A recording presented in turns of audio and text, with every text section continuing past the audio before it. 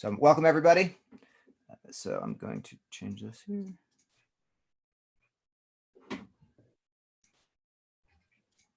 Okay, everyone can see the books? Yes. Yep, awesome. Okay, so today we're gonna talk about 3 different books. The first one we're gonna go over is Trent Parke's From Minutes to Midnight, an absolutely fantastic book. A book that was $50 when it came out and is now about $250. So one of those ones that's a little bit more expensive to get, but really great one. Talk about ZZYZX from Gregory Halpern and Niagara from Alec Soth. Move these over here. Okay, and so bring up. So I'm going to give a little backstory for each book first, and we'll go through. We're not going to go through it in detail as much as we do when we go through only one book in an entire thing. But we'll kind of talk about the ideas behind it, show some of the photographs, and see what you think and your thoughts as well. So Minutes to Midnight is really interesting. It's I'll read the quote to kind of tell about it.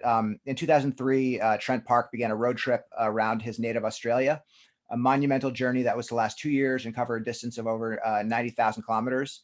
Minutes to Midnight is the ambitious photographic record of that adventure, in which Parke presents a proud but uneasy nation struggling to craft its identity from different cultures and traditions. Minutes to Midnight merges traditional documentary techniques and imagination to create a dark visual narrative portraying Australia with a mixture of nostalgia, romanticism, and brooding realism. This is not a record of the physical landscape, but of an emotional one. It's a story of human anxiety and intensity, which, although told from Australia, represents a universal human condition in the world today. And then I'll read a quote from him. I'd been saving up for 5 years to make a long road trip around Australia. I sensed somehow something wasn't quite right out there, and I wanted to go see for myself. In the end, it was an article I read in a newspaper that finally got me going. A report that said more than half of Australians felt the country had lost its innocence. It struck a chord. Certainly, it did seem a very different place from the Australia I had grown up in 20 years earlier. So, Larry, do you have any thoughts you want to add before I kind of start going through it? Yeah, I think the interesting thing about all these books is that they have these sort of multiple levels of meaning, and you'll see that in this book. So it's about Australia, and then it's about poverty and racism and so on. And then it's this, as Parke said, it's about the this just giving people a feeling of things. And it's really interesting to look through here and see how he does that. Yeah, it's a good point. And it's interesting. ZZYZX is what we'll talk about is slightly different, but both are about a mixture of documentary. It's about a place, but then also they kind of pull you back. It's not a strict documentary project. And actually, since you brought that up, I'll read this one last quote. But even with work like Minutes to Midnight, that's so much about regional and remote Australia, there's lots of things that could relate to the wider world. The bigger picture things: terrorism, racism, poverty, natural disasters, and the struggle to survive. So I found I was using the symbolism to tell a much bigger epic story of the world through pictures made specifically in Australia. I think people can relate to this work in many ways. So I'll go through quick. The next challenge is going to be all about bat photography. Even more specific every challenge.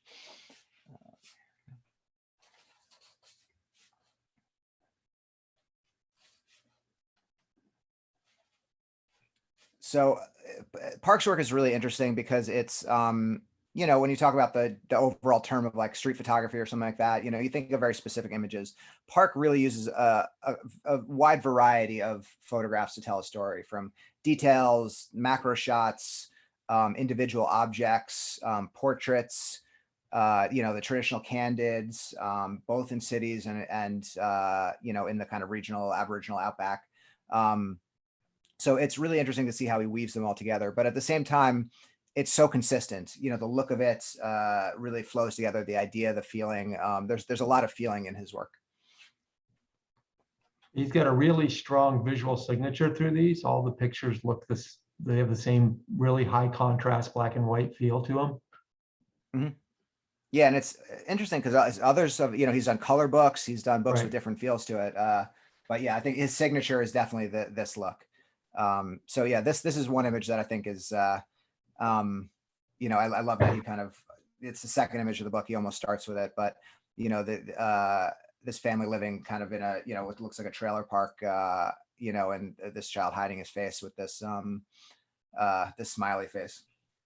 And if you look at the print too, when you talk about in the salon, sharpness and all that stuff, it's technically it's a little blurry here, and that kind of, there's a little bit of motion here, and that actually adds to the feeling a lot. So I think isn't that an inflated glove? Yes, that is. I said balloon, Yeah, but yeah. that is definitely an inflated glove. Yep.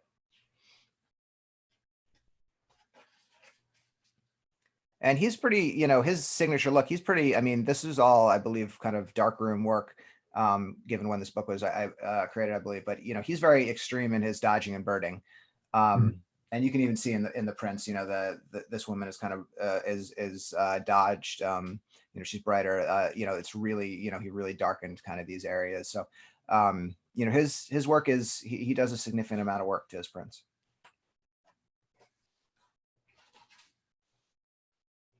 And he did say it. One interesting thing that he found is that people in the cities didn't really understand the life in the outback. They didn't understand exactly how people live there. So when hearing that quote, that kind of is what comes to mind when seeing this photograph. And then you have this nice transition, or interesting transition between the city and a more remote area. It's really striking. It's just so striking how his processing contributes to the message. It's kind of a dark book overall, and the high contrast and it's so moody and everything like that. And the blurring and stuff seems to even add to that. Completely. You can see how easily it is to get lost in this world and not really, you don't actually think too much about these things as photographs themselves because of how consistent it is. You just kind of like start to get lost in and like feel the world that he's trying to build for you. Right.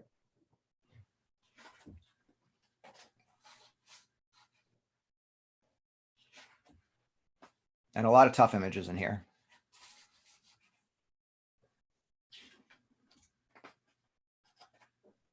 And another quote, he said, there's a few quotes from him. So here's a kind of, a macro shot, added in here. So Minutes to Midnight is an apocalyptic book, but they're real documents as real events, real moments in time that have happened. Minutes to Midnight was that sort of style of work I was trying to get images that had no real connection and then making a fictional personal story of them. I suppose they were like fragments of dreams and nightmares, and all this imagery that's sort of somehow sinks to the back of your mind and gets drenched or pulled up at certain times. Yeah, so to amplify James' point earlier, there's maybe like 5 kinds of pictures you can take, like a landscape, a street scene, a portrait, some action and detail, and he's got all of those in here. And I think that's how he creates this world that kind of sucks us in, is because we see all the different parts of a world. Completely. And to further that point, it's when we, like, I notice with my work and with other, we can get stuck in shooting a very specific way, and a very specific type of thing. And, it can be good to try different things and figure out how you can fit them together. And it's the consistency in the look, as I mentioned, that bridges these completely different images together to create this kind of like varied world.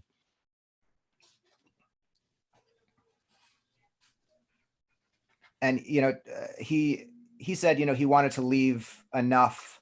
There's a lot written about this book and talked about this book, but he wanted to leave enough up for the viewer to kind of make their own assumptions about things, to give, I forget who was talking about the space between the images. Maybe it was Alec Soth. It was Alec Soth, yeah. Yeah. And so here's a quote. It says, it just depends on what's happened in your life to bring these sort of images and what they conjure up and what they mean to the specific person. So it's about Australia, and Parke really sees himself as an Australian photographer. He's the type of person who feels most comfortable photographing in Australia versus when he's traveling. But there are these amazing universal themes that he's going for to try to, you know, relate to all different types of people. So James, on the, could you go back to the previous? Yep. So one thing I've noticed in so many of these images, you know, he's got a strong foreground, middle ground, background, just repeatedly, which is really pulls you into the picture.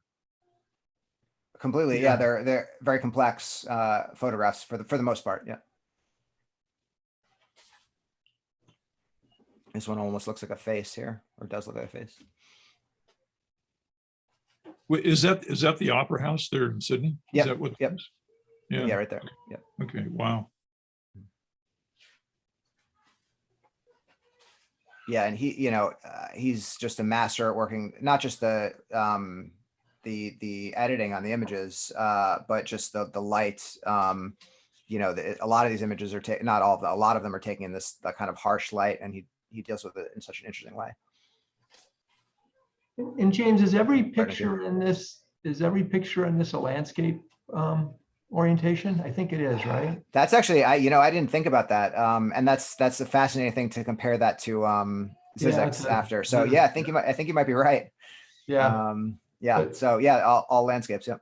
But what it points out is that when you're making this bodies of work to connect, one of the ways to connect the pictures is just having such a consistent visual signature.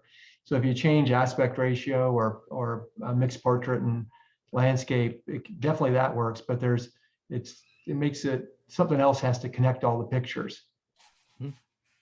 Yeah, if you try to do too much, I mean, sometimes it works well, like the outliers, they're ones that work really well, but it can really help to keep it pretty simple. Here's a photograph.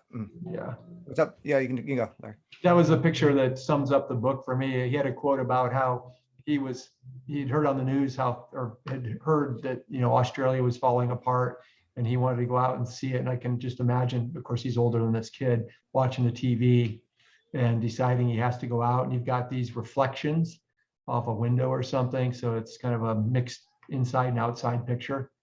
It's really amazing. Yeah, and then also that this kid's like you know, view of the world outside of his own little area. So yeah, it's kind of, yeah, another microcosm for Australia as a whole. I love this photograph, just gorgeous. Yeah.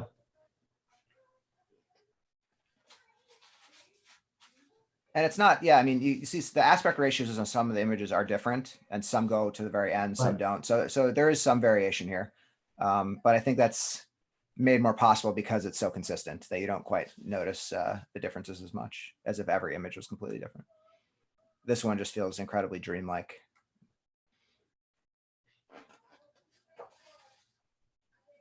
And James, do you have any idea how he lit these? Was this found light or?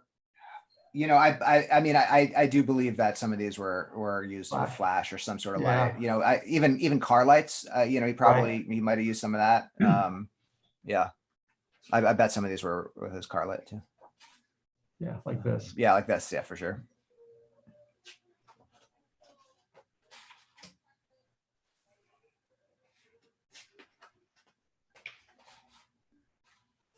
Yeah, so you really start to get a sense of the toughness of you know, life in certain of these areas.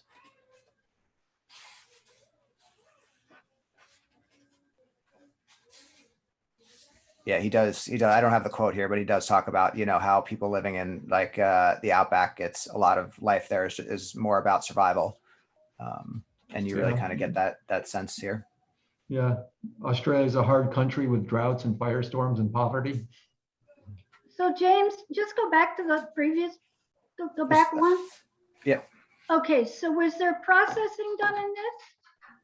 I mean, I believe for when this book was done, I could be wrong, but I think this was all film and darkroom stuff, but I could be wrong. So this was, you know, Parke is not afraid to, you know, crop in really, really deeply. He's not afraid of grain or anything like that. So, you know, this, I'm guessing, is a smaller crop on a larger image that was just blown up.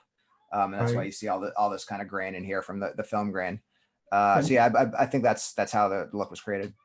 And this could be bokeh, right? There could have been something in focus closer in, and this is further back, or I mean, I really like it. It's fabulous. Yeah, it's wonderfully moody.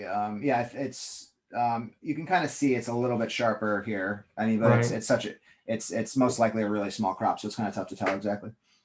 It's kind of And like he's- the pointillist yep, painters in Mhm. France in yeah, exactly. early part of the last century. Totally. And he's big on he loves the mistakes, the mistakes that the cameras give. So, many of these images could have been him trying to photograph something else and then looking at the negative and saying, here's the image, Yeah. in the background. And so a lot of it's done in the editing and figure out how to tell the story. Can you go back to the previous one from that? Right here. Yep. Yeah. What are these creatures? Bats. Those are bats. Wow. Yeah. Yeah. It's amazing. Crazy. Yeah. It's Whoa. a pretty crazy image. Yeah. Otherworldly. Yep. Yeah, the whole book is I mean, it's about such a specific place, but it is otherworldly in the feel. Apocalyptic is kind of the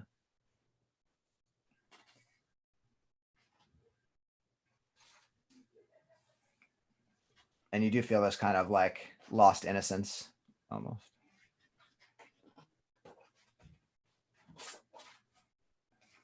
And then just I don't know the Yeah, effect of this all black. Yeah, that's perfect. There's some light in it. I mean, it is a photograph of some. No, the light is from my lights. Yeah. Yeah, it's Oh. just it's I think this is just pure black. They just did these pages pure black. Yeah, this one I know was done with a car light. Right. From here and talk about that one.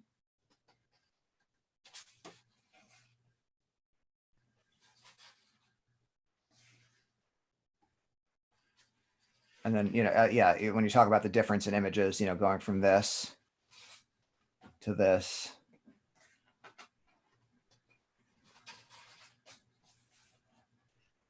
He The did one a thing whole. I was gonna say, one thing that strikes me is he must have had lots of misses while he was making these pictures. Completely. You can't pull these off by too much design. This one is just incredible.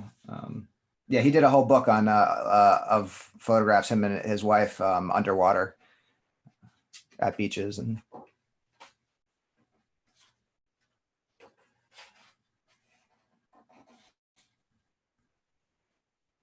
this, I don't know. I have no idea how the lighting was done on this one, like the glow, what that was created from. This is another one of my favorite photographs in the book. And you can see whatever light is here is what's lighting this, I think. And there you go. So that's From Minutes to Midnight. Does anyone have any thoughts on it that they want to? The interesting question I would ask is the reason to look at photo books for me, or one of the reasons is to get a feel what I could learn from them to do in my own stuff. So did anyone see something that they would do differently now after looking at Minutes to Midnight? I mean, I don't know. Here I am living in the boonies, not far from you, Larry. Right. And looking at that book, I mean, I guess my where I live just looks even more remote. And I was wondering, if it's not a barn or a hill, Main Street is just one street with a bunch of empty stores on it. So I was trying to figure out how I could relate something from where I am to this. I haven't seen any bats, but I see deer. I see deer and lonely cats and.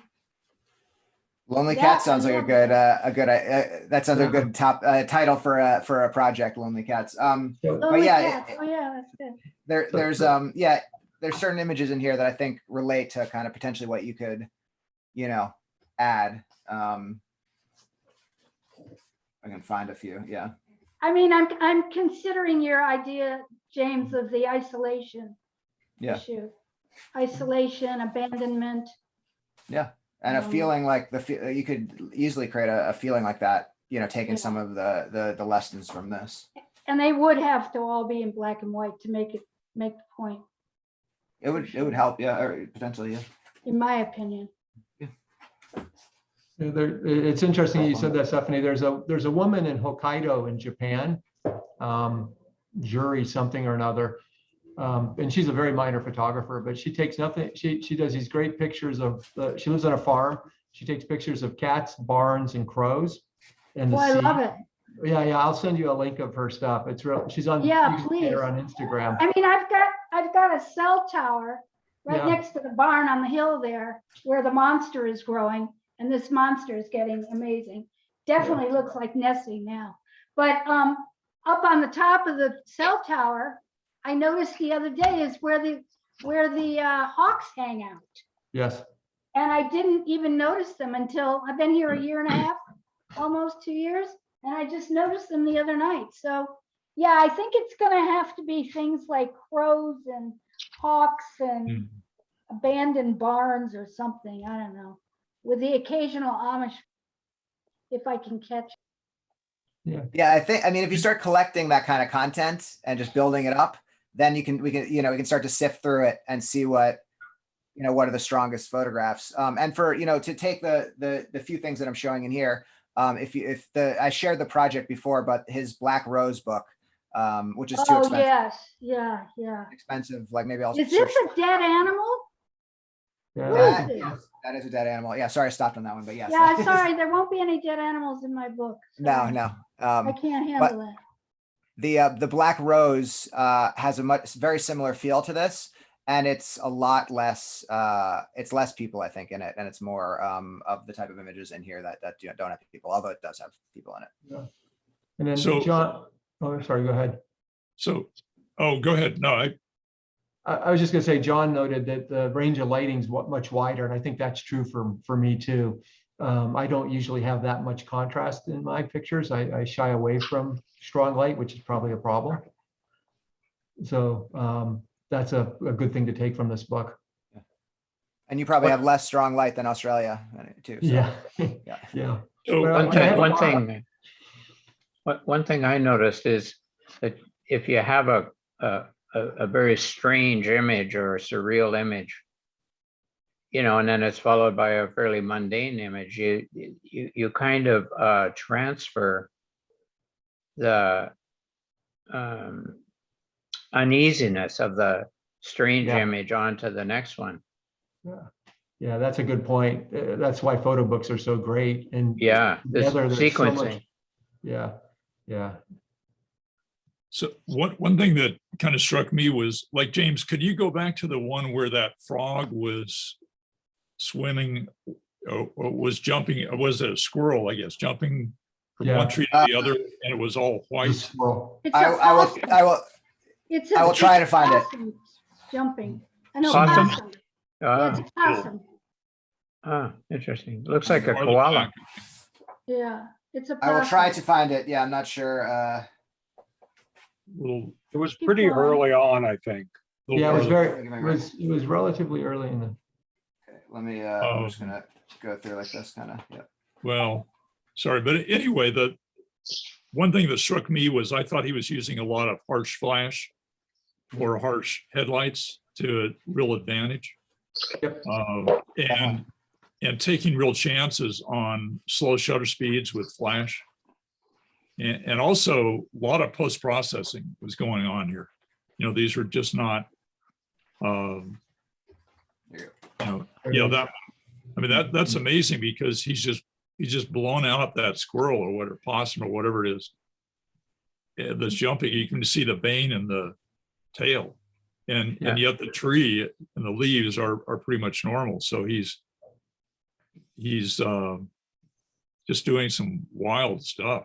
I mean, it's cool.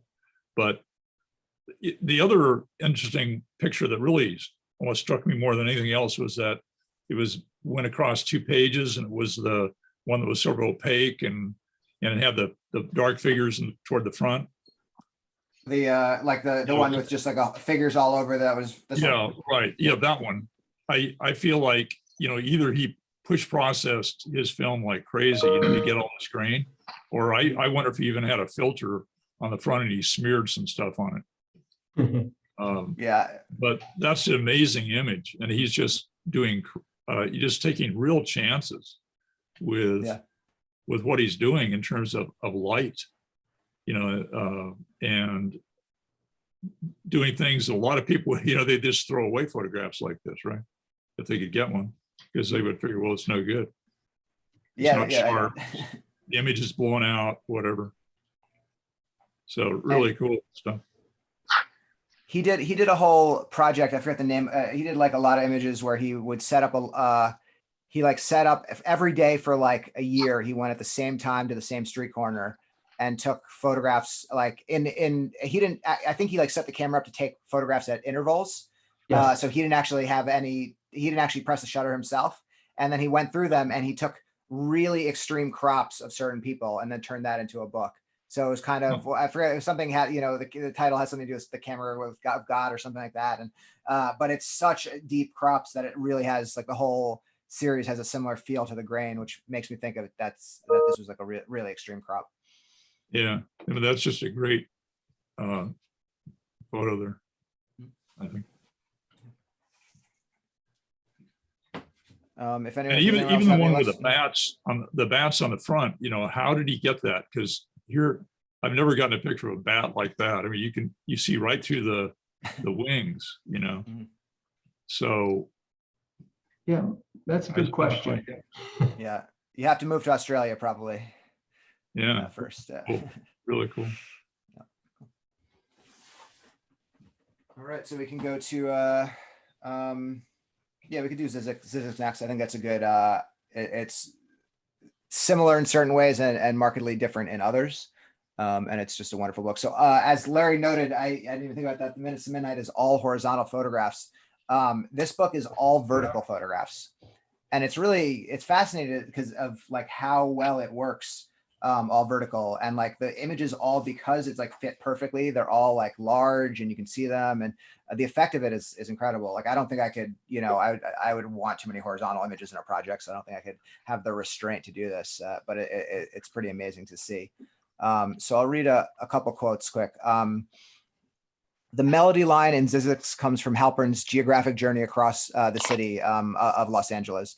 It starts in the desert with images of burning brush, charred trunks, boulders, and sandy expanses interrupted by rocky outcrops, and ends with salty spray, crashing waves, and sunset beaches. In between, Halpern heads down the highway towards the city, constantly looking through stands of eucalyptus trees or metal fencing with housing developments and the city skyline just out of reach. Once he finally gets to Los Angeles, he takes to the streets, and we see more evidence of the urban landscape, from bus stops and gleaming skyscrapers to concrete apartment blocks and cement sidewalks. As he keeps moving, we ultimately reach the hills on the coast, with airplanes in the dark night sky and lights dotting the hillsides.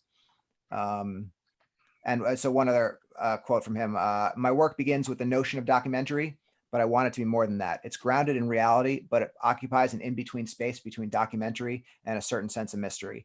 I want to always leave room in the pictures for the viewer's thoughts and projections. And that's where I think there's a huge similarity between these two books, despite them having a completely different look, completely different places. Is there anything you wanna mention, Larry, before we kind of start going into it? No, again, it's the same thing. It's really interesting because he was geographically limited, but he had a story he wanted to tell, and he sort of picked through to find the stuff that told that story. Because if you've been to LA, of course, you can see what he saw, but there's a lot of other stuff, and he just selected the things that worked for the feeling that he wanted to get out of the end. Yep. And yeah, and there's so much focus in this book in how it was done. Like a lot of it had to have been thought ahead of time, going from, whereas Trent Parke, there's the focus and the idea, but it seems like he put a lot of those images together in sequencing to tell that story. Halpern, it seems like he really had the idea. I'm guessing he had the idea from the beginning of, let me start with the desert, and make my way towards water. And you'll see kind of how the image is really, it's a journey in this image. And it does tell like the story, a story of Los Angeles, even though it is also, fictional in many ways.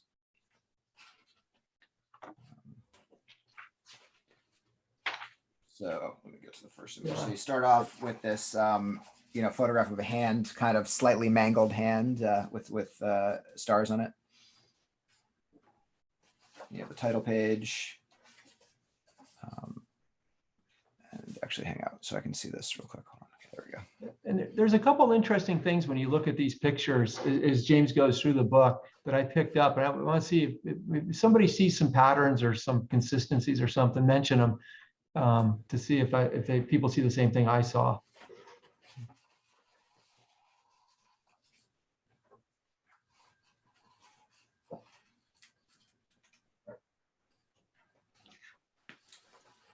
And you can see like the first few images feel very optimistic and majestic almost. This picture of the horse, like it almost feels like, kind of a lot of people move into LA, the optimism that they feel when they head there. And so there's this kind of thought that you're heading towards something in this book, what it is, who knows, but it's a very optimistic feeling. And then as you go on, it kind of gets a little less optimistic.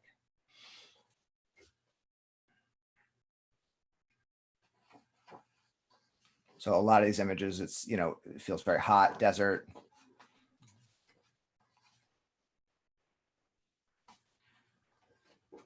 And again, if you look through it, here's a landscape. The last one was a detail. The book has lots of portraits. So he's using Yes, all of the different kinds of pictures you can take to get his message across. Yeah, like this image, just you get that feeling of dryness here. Yeah. And the other thing that strikes me in this book is the compositions all are pretty straightforward and simple. It's more what the picture's of than the picture. And of course, you have to pick these out, but they're not photo club compositions. Yeah, they're very different in composition to Parke's images. Yeah, definitely. They're simpler. The content is amazing, but and the ideas are complex, but the photographs are more simple. And there's a good quote here that kind of talks about that a little bit. This intensity is largely a result of how Halpern makes pictures. Every image in this book is vertically oriented, and nearly all of the pictures employ the straightforward central framing of a singular object. This pared down approach creates a sense of slowness that demands our full attention. These aren't tossed off pics or lucky snapshots, but people, places, and things that were selected and photographed with extreme deliberation and care, often with a particular effort to remove them from their surrounding context. He asks us to look very closely at what he's seen and offering us few options to do so otherwise. And this is the part of the book where kind of, that optimism kind of starts to feel a little bit different. So one of the things I saw was, and you don't see it in these pictures, but there's so much blue in the pictures. It's about to come. Yeah, is it about to come? Yeah, that's the next one. It's like a stark change very, very soon as we get to water. This is like the first image of water. Right. It's kind of like that feeling of like you've been through the desert for a while, and you finally make it to the water. And even like the water parts are going to start soon, but even the photo of the hair here feels like water. Yeah, wavy. And then the other thing I see is all kinds of what I would call biblical imaging. Mm-hmm. Lots of pictures that could be illustrations from the Christian Bible. Like that guy sticking his head in the pool almost looks like a baptism. Completely. That earlier image of the figure like getting kneeling down with the cloth over him getting water. Yeah, that one too. Yep. Yeah, and the first picture in the book's the burning bush. Yeah. Even here, that you got the cross kind of. Yeah. Yeah.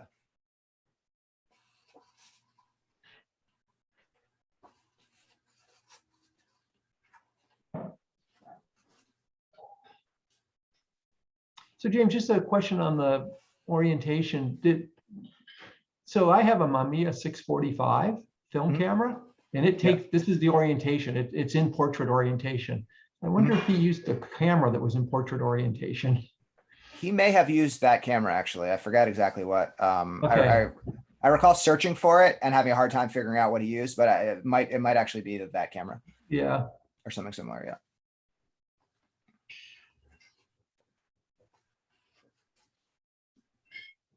And while I'm going through, I can read what other quotes did I not do?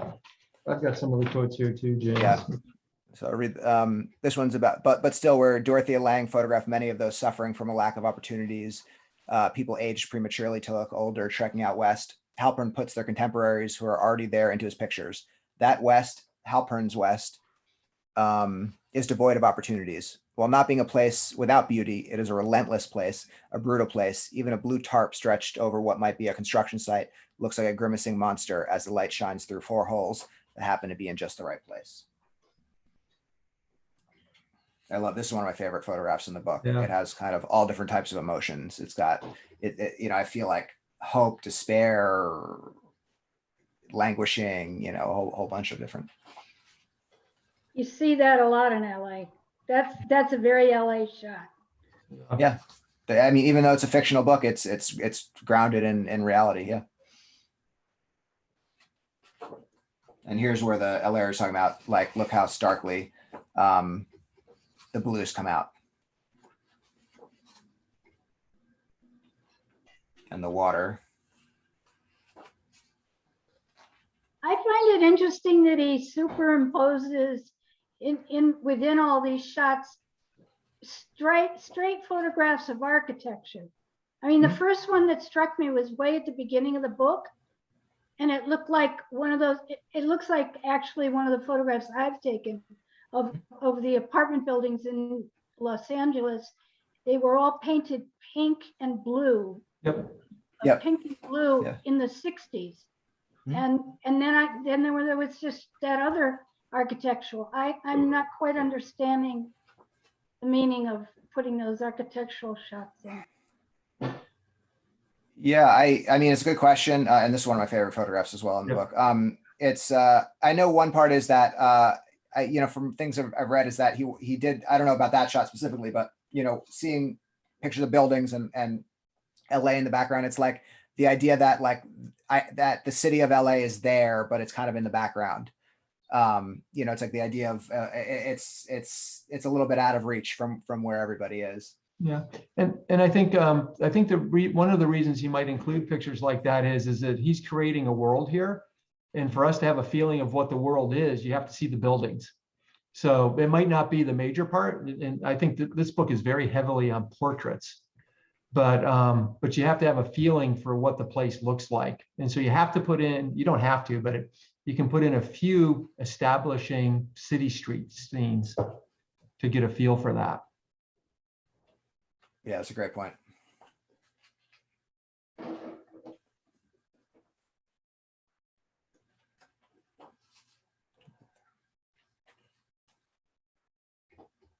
And he has a lot of detail shots, and almost all of the detail shots have little symbols. And it's interesting you compare these two. So there's some religious symbols and some whatever, and then you have the Warner's Brother logo. Right.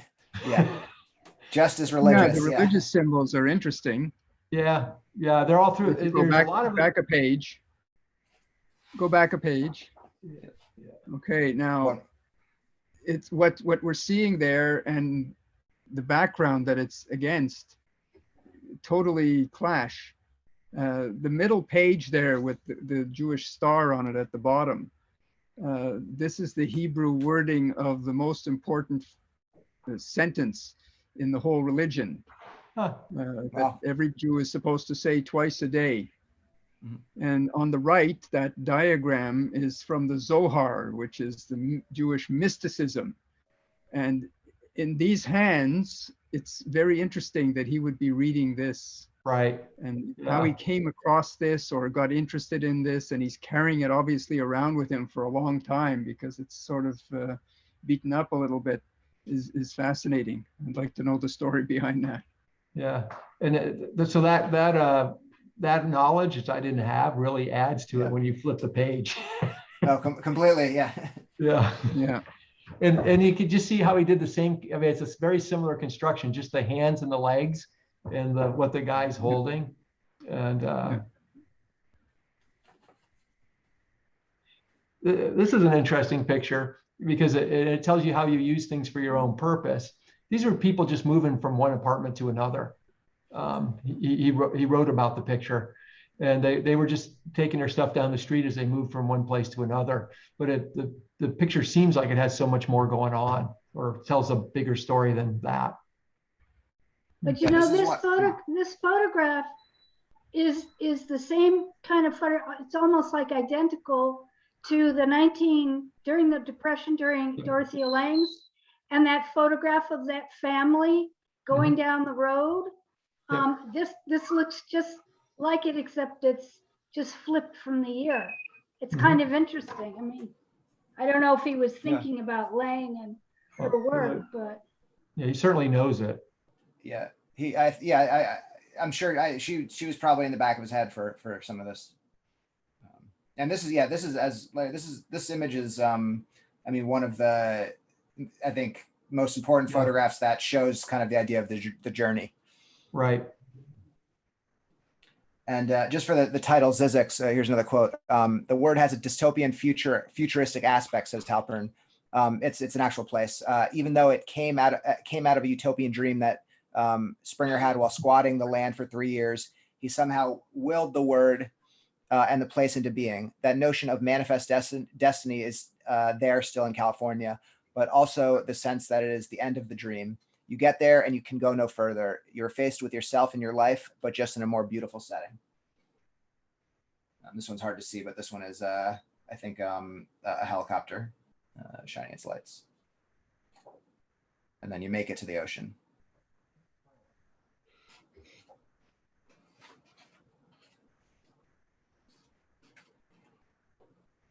And then this one is just stunning image to end on. Yeah.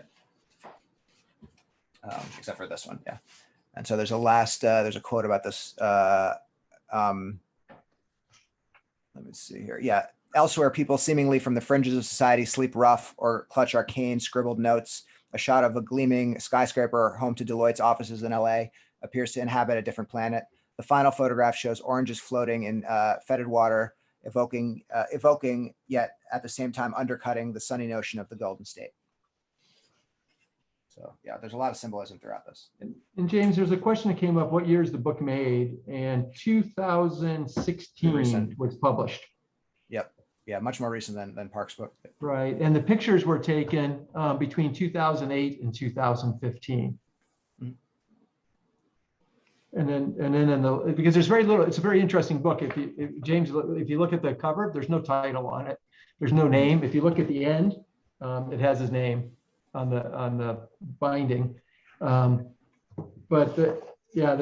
nothing. There's no front matter at all. It just goes right into the pictures, and the only information is at the back. He thanks pretty much every photographer. Yeah. Yeah, no, you're right. He leaves a lot up to the viewer, and you wonder what people think who've just, I mean, I forget, like when you read it for the first time without any backstory, you know, what you must think of it. Yeah, but it's really interesting because when you get a book like this, the first time you go through it, it's really hard to know what's going on. And so at least what I have to do is I have to go read some reviews of it and interviews with the photographer and so on. And then you can sort of put a picture of what's going on.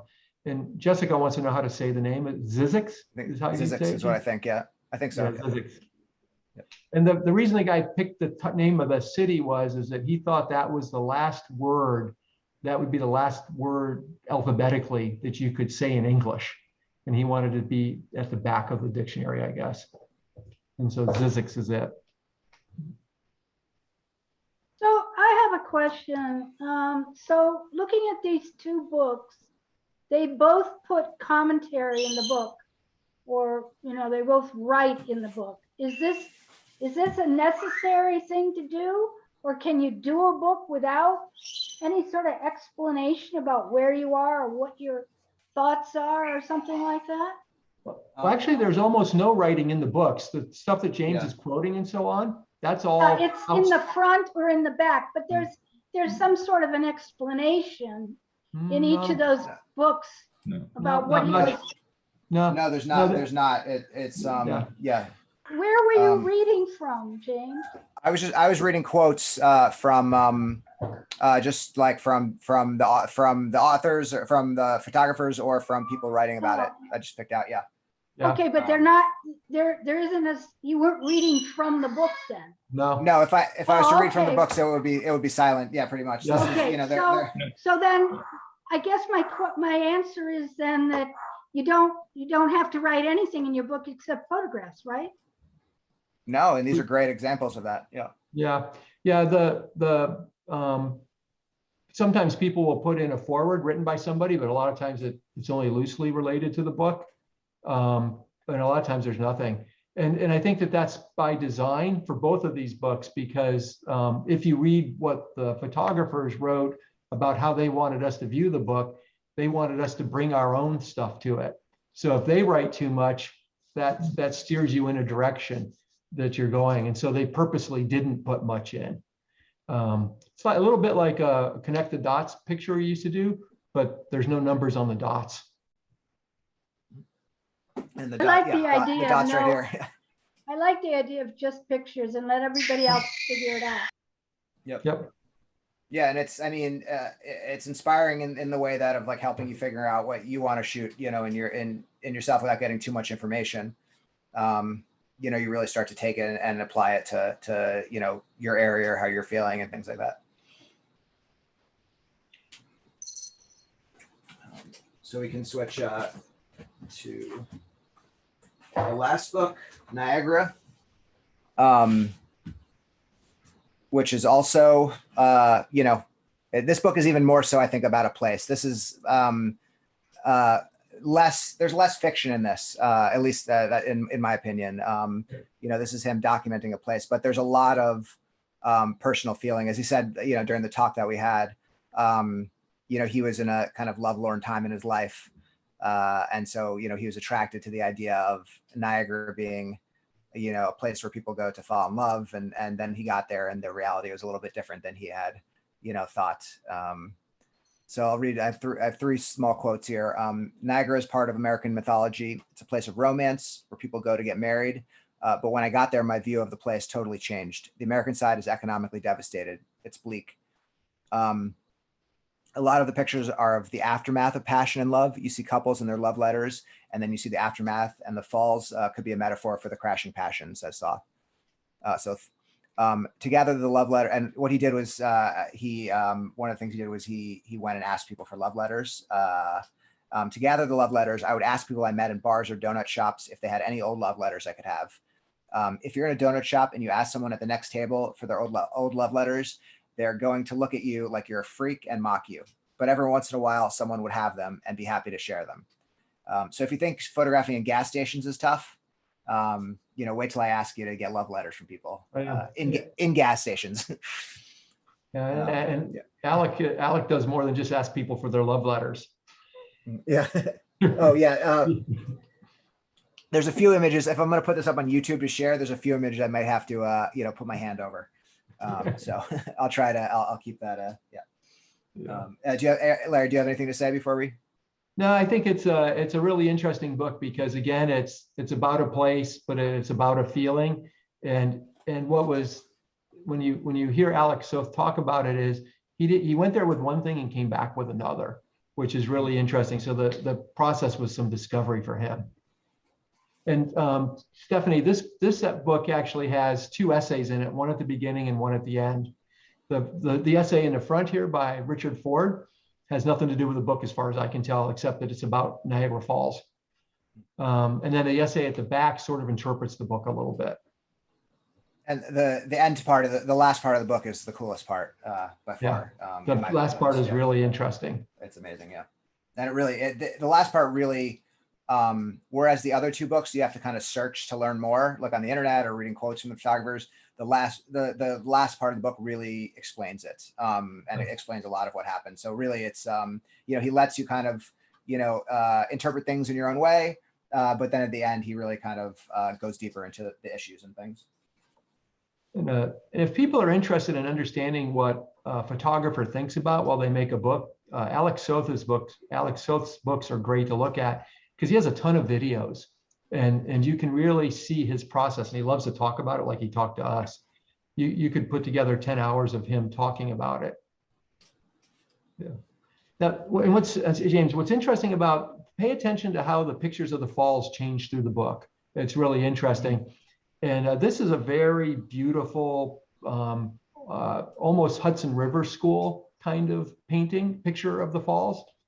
And then they go on, they not so nice at the end. But Yeah, they definitely have a chance. Yeah. And the portraits are, you can see like him using the large format camera as he spoke about.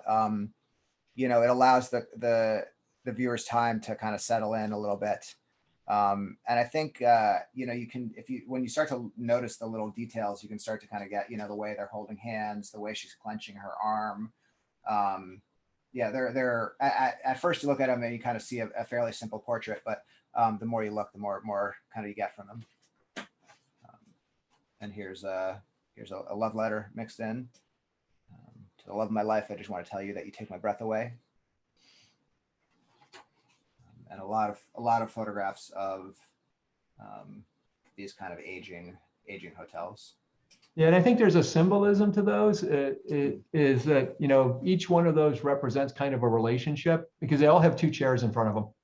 And so it's two people in a relationship, and the chairs are different, and you really can't see what's going on.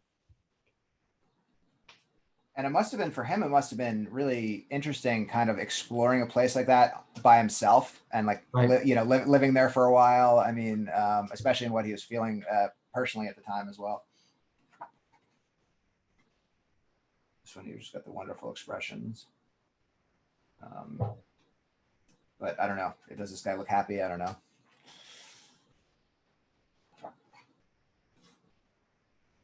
And I read a quote from him when he was making Sleeping by the Mississippi, that when the portraits he did there, he would interview the people for 5 or 6 hours while he took the picture. So he really got to know these people well. That's after the love letters at gas stations. We'll do the 5 Yeah, exactly. hour. Yeah. So this one's like slightly less beautiful than the first one, but still.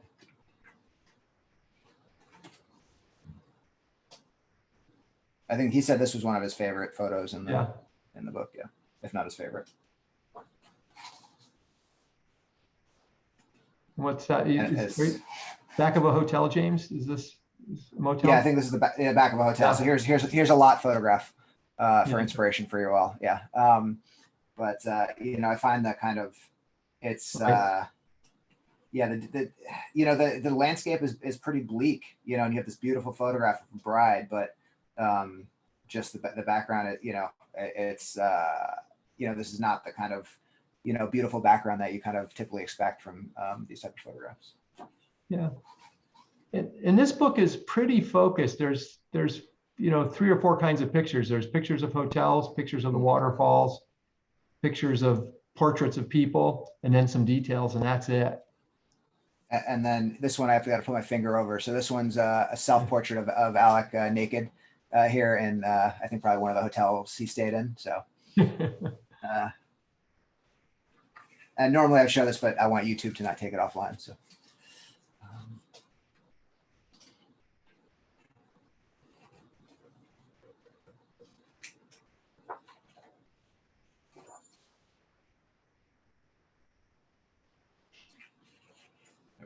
This one I got it. So yeah, he did manage to. I mean, there are a handful of naked portraits of couples in this. So if you think getting love letters is tough, get people to pose naked is harder, probably. Yeah. I'm guessing. And particularly in COVID times. We'll wait till the pandemic's over for that challenge. Yeah, this one is a powerful image as well.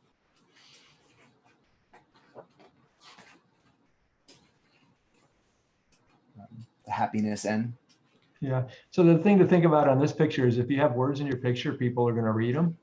And so he wanted us to read those words. And packages, cable and Yeah. phone, non-smoking.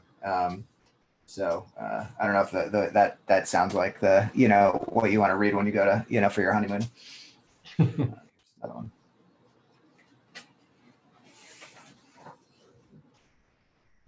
And the repeating theme that you've seen, but this one is even more like just with the beat up. Yeah. Right, the two chairs and the two, two of them are close, and the two blue ones are next to each other, the yellow. And Yeah. and Alec would actually, during the time he spent with us, he said that he's not adverse at all to going and moving the chairs around to tell the story he wants to. Whereas I probably wouldn't do that. If I see something on the street, I'd take a picture of what's there, but he'll move it if he has to. Did he do that in this book? I don't know if he did it in that picture, but he Okay, said, he said he was definitely willing to move stuff. Mm. And I'm guessing this is him in his room, right? Yeah. This is one of the most personal images in the book. Kind of brings him into this project. And here's part of what you're talking about, Larry. Yeah, it's getting darker at the falls. Yeah, darker. I mean, this is my favorite. I mean, I think it's the most beautiful photograph, but it definitely has a this kind of blood red, murderous red rage kind of feel to it at the same time. And then you go from that to that. Yeah.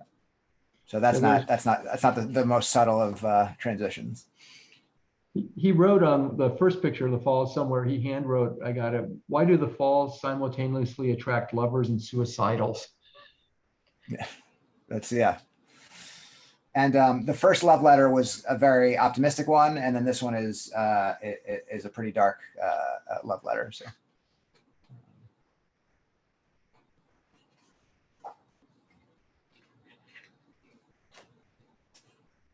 I think that picture is for those who don't know the geography very much, Love Canal, that big Superfund site, the first one from the pollution back in the 70s, is right at Niagara Falls. And I think this picture is from Love Canal. It's a good parking lot. Yep. It's very nice. It's a very nice lot picture. Yes, it is. And it's the 4th of July in Buffalo. Yeah, the next talk, Larry, we should just all find all the parking lot photos in the famous books. But this one has a lot of parking lot photos. Yeah. Yeah.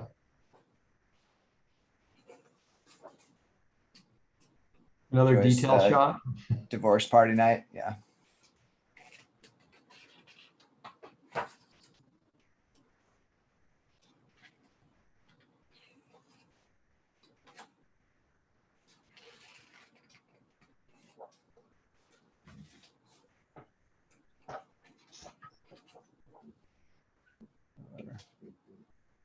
This one, if there was a nice apartment and I have a decent job and you felt happy and felt there could be a nice history together, would you come home? It's one of the most powerful things I think in the book. Yeah, and this is the last picture of the falls. And here's some of the. Yeah. This is an essay about putting the book into context. So this one's actually about it.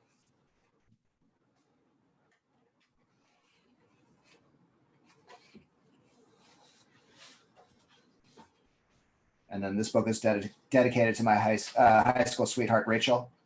And then this is one of the coolest things in the book. So, right.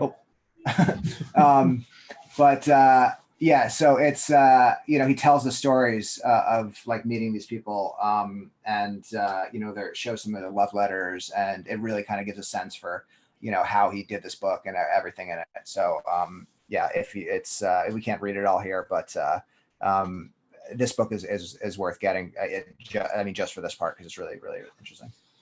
And the amazing thing about this book is I think it's available on Amazon for $68, unlike ZZYZX and Minutes to Midnight, which are, as James said, they've become expensive.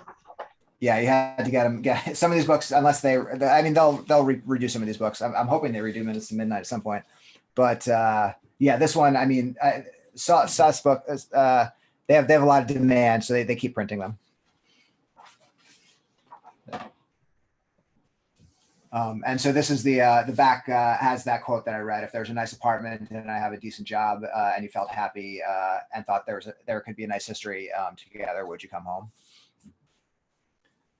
So anyone have any thoughts about this one? Yeah, I I think it's love the depressing. color. What's that? I think it's depressing. Oh, yes. And the first, Minutes to Midnight, I didn't feel that way, even though it was, a lot of the pictures were of people who were kind of living a hard scrabble life. But I was just kind of blown away by the uniqueness and the experimentation of the photography. In this book, I would never buy this book, and although I would like to read the end of it, but it's just, most of it was just, I thought, really depressing. Yeah, you can. This one, I think you can feel the most. It's a great point, and I mean, it's probably because Alec was depressed at the time. It sounds like. So yeah, I mean, it's the photographer. Yeah, plays a large role in creating that feeling. Whereas it doesn't. I mean, I don't know. I can't speak for Gregory Halpern or Trent Parke, but yeah, it felt like they were trying to tell other people's stories. Alec was trying to tell his own. Can you go to the image of the bride and with her white dress? It's early on. Yeah, let me. It's going to take me 1 second. But... Yeah, there we go. Yeah, there she is. So that's I don't know. I found this a really touching portrait. There's a kind of hope and fear and sadness and longing in this portrait, which really, really moved me. And then when I think maybe just after this, there are scenes of multiple doors in a motel. Is that? Yeah. The next this picture one is is a lot. Yeah. Not that one, but from the front. Before it? Maybe before. I'm not sure. We'll see. Oh, Yeah. yeah. There's. So here you got a falls. So you go from the falls to her. No, I think they come. It comes after. It starts to come more. Okay, not that one, but there's the actual front doors. Yeah, that's I think. I don't think it surrounds. I don't think it surrounds her. There's No, it's not. It's not. Yeah, I mean, there was the even better one with there was multiple. To me, that was really. At first, it just felt sad. Like this is economy, love life, and economy, marriage, and so on. But then, on the other hand, everybody there must feel like they're sharing their honeymoon with others sharing their honeymoon. It's a different thing. Occurred to me afterwards that there's we might see it as sad on first take, but it might feel really comforting to see everybody else in a similar kind of hopeful situation. Yeah. The thing that struck me about that portrait is that the way he laid the bottom of her dress with, I guess, the petticoat entering the oil spill, where it Wow. almost like it's seeping straight up. So whoever she is, whatever she's looking forward to, it's a kind of depressive mentality that it seeps in and gets you. So yeah, I was, Bennett, that was, like she's still okay, but his mood is she won't be. That's a I great think it's an The interesting thing about point. that one is she's alone. Yeah. Yeah, Yeah, I definitely. think That's a good point. Yeah. It's a really interesting point that we're looking at from the outside into this, because I suspect that for a lot of the people there, this is it looks bleak to us, but to them it probably didn't. And what he made this book in 2006, I think, James, 2005. That sounds right, but yeah, I'm not. Yeah, sure. yeah. So Niagara Falls was getting pretty run down by then, and I was up there staying in one of these type hotels around the same time this book was made. And I got to tell you, they're pretty depressing places. I Yeah. couldn't imagine staying there if I didn't have to.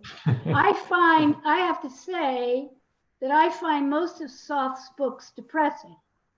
There is a depressing Yeah. element that goes through all his books, including on the Mississippi. Sleeping by, yeah. Sleeping by the Yeah. Mississippi, yeah.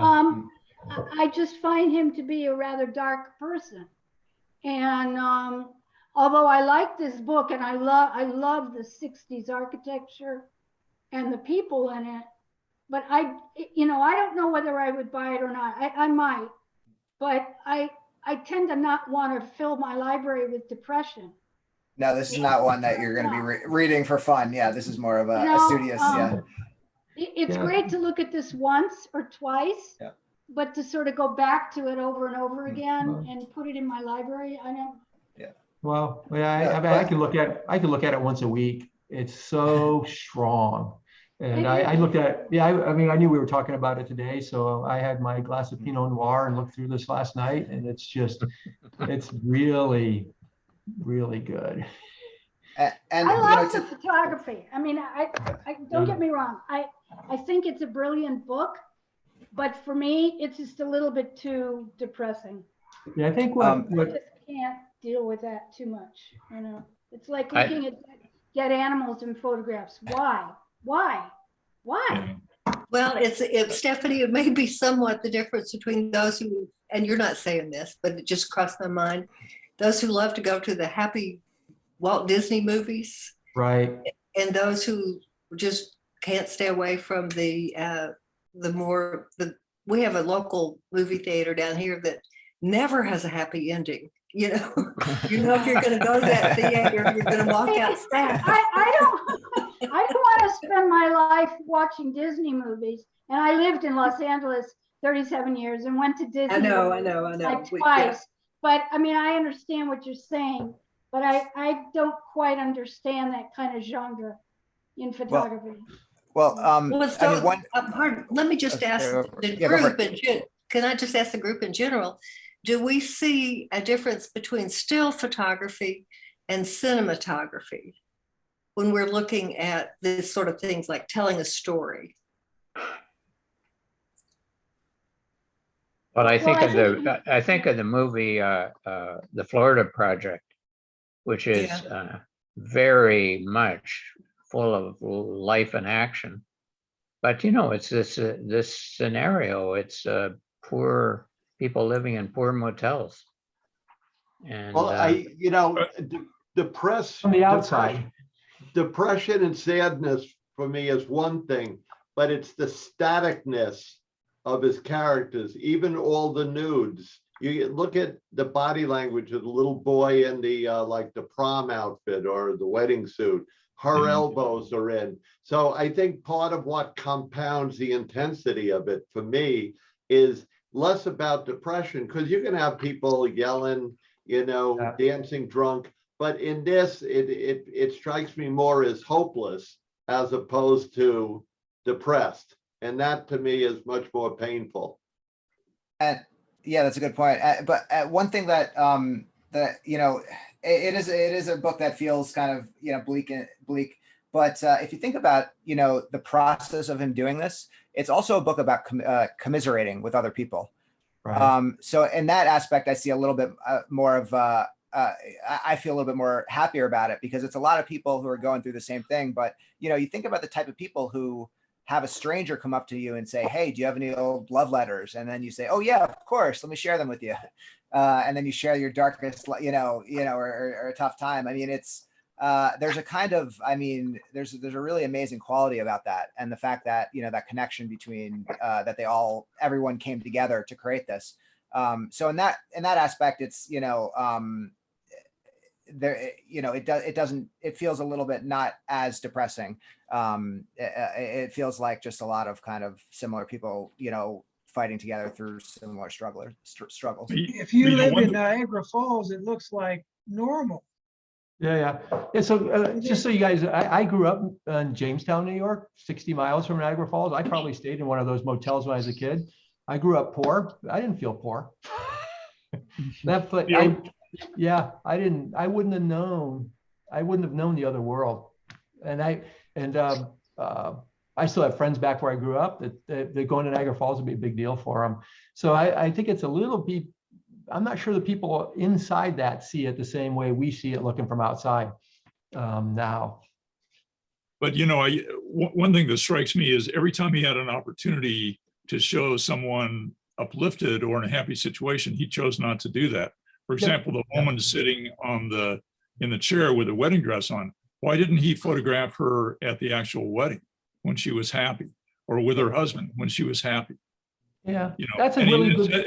Instead, he chose to photograph her with a very dour look on her face, looking out on a parking lot with some kind of, you know, stuff on the sidewalk there, as somebody else pointed out, and at a very bleak and interesting look set of brickwork behind her.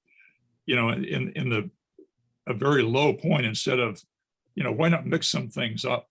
That would make the book more palatable to me.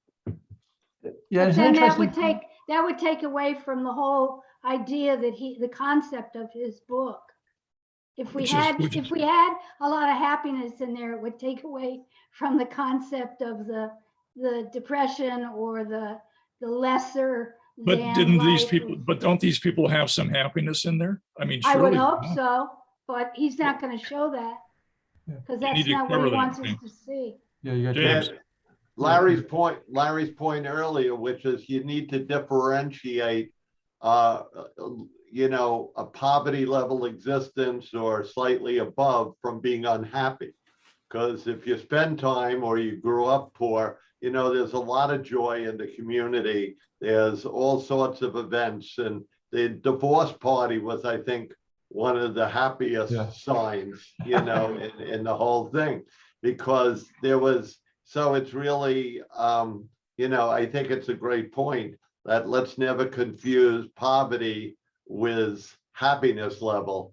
I worked in Appalachia for a while, and they were having as much fun as the people in the Hamptons this summer. Right, you know? right. But he chose not to show any of that. Is my point. That's the point about the book. He captured a mood very well, but the mood was not something that, you know, gave a range. It really was autobiographical, it feels like. Yeah, I agree.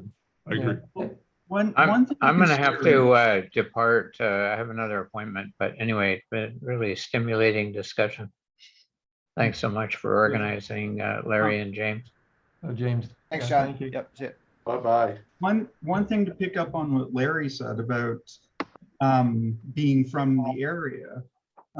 Alex isn't. He's not from Niagara Falls. He went to Niagara Falls. And so every picture that he took of the place is more of a reflection of how he's seeing it than how people who were from there. And it's also different than one of the earlier photo books that we looked at, which was somewhere in the Midwest. And it was a guy who went back to his town.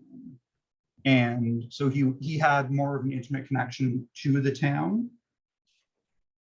Right, that's Nick Maher from Massachusetts, I think. Yeah, Nick maybe. Maher, yeah, totally. Okay. Yep.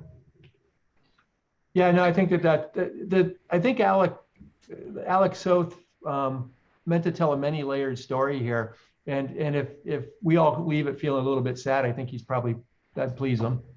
But I think it's also a little bit of a commentary on the state of marriage and how it's not exactly what you expect it's going to be sometimes, and so it's not as much about the place and the people maybe, or in addition to being about the place and the people, it's about how marriage in our time has become a little bit run down and it doesn't work the way it used to, and so on. So there's multiple ways to look at the book. And you know, all three books we saw today are a little bit, they have a sad side to them. Even Minutes to Midnight's got a sort of a apocalyptic, sounds tough. So I think that's what a lot of these people are going for. But this was sadder than the others. This was far sadder than the others. Yeah, really. And I think unnecessarily so. I don't think it really gave if you think of trying to give a a valid exposition on what marriage is like today, he didn't even come close. He showed a lot of depressing photographs. Yeah, but again, it might have I- been for him. It might have been Yeah, still It spot on. might have reflected his state of mind at the Yeah, time. yeah. Yeah. And I don't know if it was because partly the order that we saw these, but our first comments tended to be more on the photographs and Technical aspect. Yeah. less on how they made us feel. So there was sort of a progression in our conversation too that was interesting. Yeah, yeah. Maybe that's because Alec Soth is better at getting the feelings out. Right. If Sure, wonder yeah, what that's if we'd much started personal. with him. Yeah. Yeah. Yeah. Can I ask a question? Yep. This is Jessica. I just wanted to ask a question. So you, James, had said that, I believe it was the Halpern book you referred to as fictional. And as I'm listening to this discussion, like I didn't even know what you meant by it being fictional when you were saying that. And now that I'm listening to the discussion on Niagara and how, you know, it might be autobiographical and not necessarily relate to exactly how the people in that area feel themselves and how they might have some moments of happiness and it's not all depression, isn't that somewhat fictional? It's whatever the story is that the photographer is trying to tell, they're pulling together images to tell that, which may or may not be true. Yeah. Completely. Yeah. That's a great way of putting it. Yeah. This is, you know, Alec commiserating with people, you know, about the sad parts about their love life, and telling that specific story. You know, that's the story he's trying to tell. You know, I mean, I don't think you know, maybe he's not trying to, you know, I don't know if he's trying to say like, oh, the entire thing at Niagara is just all depressing. Everything's depressing. I think it's more of just like, this is an aspect of it that I want to share that I'm feeling right now. Yeah. Well, I guess I wondered, you know, what made Halpern's book fictional and this one not fictional. So I guess that's more to the point of the question that I had and just the observation that I had as I was listening. And it's a good, so like, I think Halpern used photographs a little bit more out of context. Like when Larry was talking about the couple who were walking on the highway moving, you know, when you don't know what that is, it just looks like this kind of this pilgrimage almost. And so he was taking images a little like, you know, they're out of context in a way, but not out of context in another way. So it was like half fictional, half documentary, half storytelling. Whereas Soth was, you know, these were all real moments, but they were very specific moments to tell a story. They might not have told the whole story, but yeah, I don't think there was anything too fictional about what he was doing. Yeah, I don't know if that makes sense. Yeah, and all three of the, if you look at documentary photography, I think you would put all three of these books towards the poetry side. They're more poetic, as opposed to take who'd be Jonas Bendixson would be much more documentary, telling you what's there kinds of things. And so you know, they're all trying to, they all said it, they were all trying to create feelings. Until the book of Veils. Did you hear that story about the book of Veils? Yeah. So yeah, until then, yeah. Well, we should do that book, James. I loved that book and I had no clue. Yeah. After I ordered it, after I heard that story. Yeah. What book is that? What book is that? The book of Veils. It's the book of Ellis? Veils? Jonas Bendixson. Oh, Velis. Yeah, this book. Book of It's Velis. The book Jonas of Bendixson. Velis or Velis? Oh. Velis. It's a city where the fake news comes from, and what he did, and he went and took nice pictures of the fake news. People. There's a place where the fake news is generated from? Yeah. It was a lot of story. Ukrainian teenagers figured out they could make money by creating fake news websites. I didn't. Oh, okay. He created this book and shared it and said, this is a documentary project about this area. You know, it was, you know, because it was on this very important subject, you know, people wrote glowing reviews. Really what he did was he photographed images with no people in it, made up all the quotes, and CGI created the people and placed them into the images. So he made a fake book. He made a fake book. Fake news. Which is spectacular. And the introduction was created by CGI. So the introduction text was created by CGI, and nobody noticed until he had to out himself because nobody noticed. And that's the big, so that's funny. the I biggest think part. we have to watch, we have to look at that book the next Yeah, we time can do that. around. Yeah, definitely. It's a really good, but the, so some of these guys are really aiming at creating a feeling, and others are more documentary. Or I would say Nick Meyer's book was closer to the documentary side, the local. Still feelings, but it's much more, what he said about that book was it was a way for him to connect with people in his town that he wouldn't have connected with otherwise. And Robert Adams' books are very documentary. Yep, yeah, that's exactly right. Bob Adams. Yep, they're very documentary. Yeah. So these ones are more on the feeling side. And yeah, so if Alec Soth's goal was to make you feel something, he seemed to have succeeded. He worked. It worked. Yeah, it's it's I think it's a good thing when some people love the book, some people hate the book, or maybe appreciate it, but that wouldn't buy it to relax with. But yeah, just to bring out those feelings is much better than to not bring out those feelings. Oh yeah. But if you don't have it, I recommend you get it because it's about as good as a photo book gets. I mean, James, would it be in your top 10? Niagara? Yeah. I mean, I can't put two of Soth's books in the top 10. So yeah, I mean, top 20. Yeah. Yeah. But yeah, no, definitely. I mean, it's amazing. Yeah. Sleeping by the Mississippi is my favorite of his. Yeah. Right. Yeah. So does anyone else have any? It's been an hour and a half. I don't want to keep everyone for too long. Does anyone? So do you have any parting thoughts about how to sort of solidify a project? I mean, it's one thing as I wouldn't be despaired about not being able to think of anything or rack your brain too much, or, some people are going to have a great idea right away, and others it's like, just go out and have like kind of little ideas and shoot and create some content and then let's see where that goes. And, it's worrying about what to do and what your project is and then not going out and shooting because you can't figure it out is just gonna, it's really gonna take you nowhere. So just get out there and see what the images kind of tell you. And then over time, I think it'll start to solidify into an idea. That's what I take from that.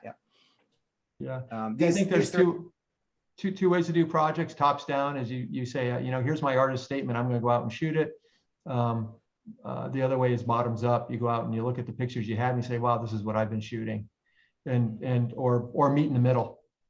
And so the most important thing is to shoot. And I found that after working for quite a number of years out on the street, that you get categories just when you go through afterwards, juxtapositions, expressions, this, that, the other thing, and they're not all taken at the same time. You pick and choose them, and you can put together an essay or a book on any of those topics just from your general experience. And then just maybe one last idea for me is the thing that really helped me was starting to buy some photo books and reading about them, because then you see how these people who do these great projects actually do it. And of course, a book like Alec Soth's or Trent Parke's never going to come from me, but just seeing what their process is and how they think about it, and then seeing the finished book in your hands is really, really valuable. I mean, I have several projects already. One I've been working on for 5 years. Another one I'm thinking about. It's where I am right now. I mean, transporting from Los Angeles back to New York when I haven't been here for 37 years is kind of putting me into a state of a little bit of craziness because I'm not used to this extreme isolation, So it's trying to work a project out of where I am right now, which is the hardest thing for me to do right now.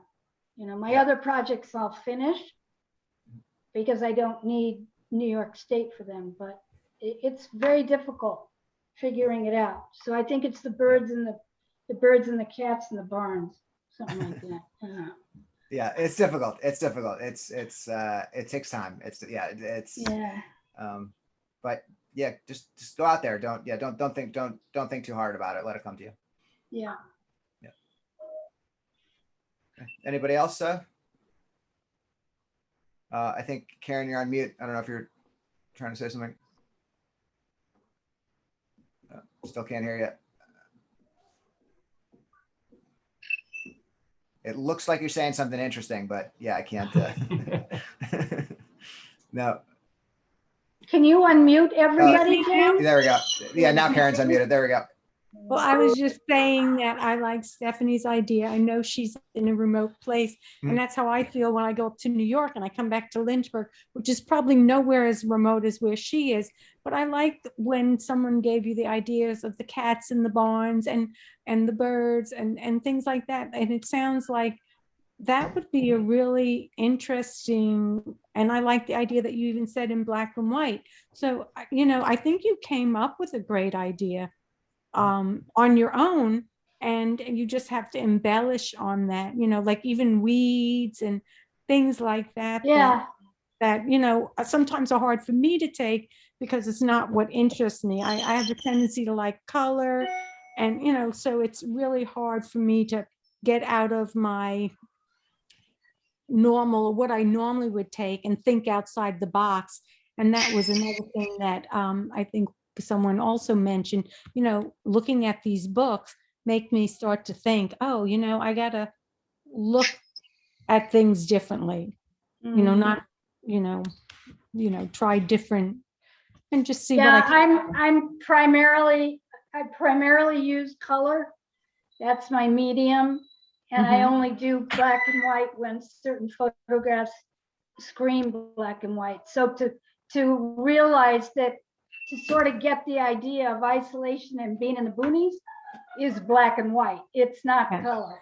And I think I think that first one really made me look at black and white in a different view. I started to enjoy it more. So, look at a lot of black and white books. So. I'm glad you think it could be a book. That's encouraging. Thank you. I think so. So anybody have any last thoughts? I don't want to keep you any longer than an hour and a half. So no. Well, thank you, everybody. Very well done. Thank you. Thank you. It was great talk. Great Thank you, Larry. Yeah. Thank you, Larry. Thank you. Yeah. So many more of these, and Larry, we're gonna have to find, we're gonna have to find some happier books. I don't think they exist. I want to see. They're not many. Yeah. Yeah. That one. Yeah, we should do it. There's definitely some happy books. Yeah. We can do a happy book talk. Yeah, definitely. Happy book talk. Okay. Okay. Thank you. Have a good evening, everybody. Yep. Thank you. Bye. Thanks again, James. Bye-bye. Thanks, Larry. Bye. Bye, Karen. Bye. All right.